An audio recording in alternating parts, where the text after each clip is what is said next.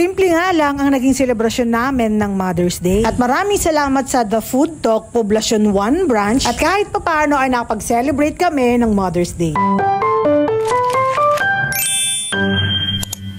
Pagkatapos nga namin magsimba dito sa simbahan ng San Jose, nakatabi ng Old City Hall ng San Jose del Monte, Bulacan, ay naghanap kami ng makakainan na subok ko ng masarap at very affordable lang. Located nga ito sa may Poblacion 1, San Jose del Monte, Bulacan, halos katapat lamang ng Sarmiento Memorial Park. 3 to 4 minutes lang naman na lakad mula sa simbahan ng San Jose. Itong butterfly inasal na whole chicken na nga ang in-order namin para perfect na sa buong pamilya. Sinubukan nga rin namin itong kanilang grilled cheesy tahong at itong kanilang grilled cheesy bangus. Eto ngang grilled cheesy bangus ang isa sa mga paborito ko sa The Food Talk. Maliban syempre sa chicken inasal nila, na mapapakamay ka na lang talaga ng kain dahil sa sobrang sarap. At napakaswerte namin dahil isa kami sa mga unang nakatikim netong mga bagong dish nila na nasa sizzling plate at soon ay isi-serve na rin nila. Kung trip nyo naman ng sabaw ay highly recommended ko itong kanilang crispy pork sinigang. At ito naman ang kanilang menu at may prices na yan. Add 10 pesos nga lang sa mga menu nila ay only rice ka na dyan. O diba, very affordable lang. Kaya hindi na nakakapagtaka na kahit kabubukas lang nila netong May 1